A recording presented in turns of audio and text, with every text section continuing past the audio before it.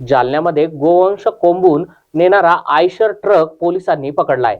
नवीन मोंड रोडवरील पेट्रोल पंपाजवळ रात्री पोलिसांनी नाकाबंदी केली होती। मध्यरात्रीच्या वेळेस एक आयशर ट्रक पोलिसांनी अडवून त्याची तपासणी केली असता त्यामध्ये 16 बैल कोंबून भरलेले आढळून आले। या प्रकरणी पोलिसांनी चालकावर गुन्हा दाखल करत सर्व गोवंशाची सुटका केली आहे।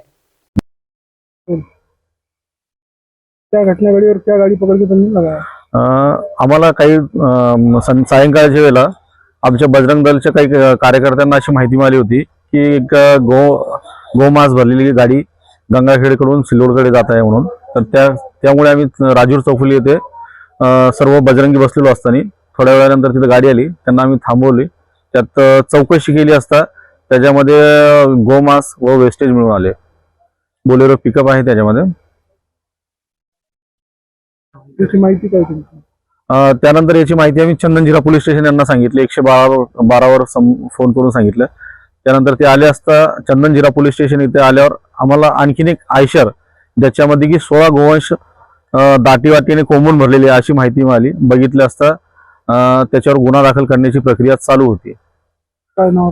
माझं नाव राहुल वर्तले।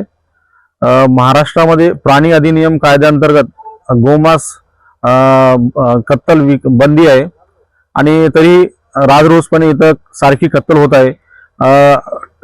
टनोच्या वर आपल्याला गोमांस व चमडा मिळत आहे। तरी माझी प्रशासनाला अशी विनंती आहे की जी कत्तल होत आहे अवैधपणे ती तात्काळ रोखण्यात यावी आणि त्याच्यावर चांगल्यात कठोरात कठोर कारवाई करण्यात यावी।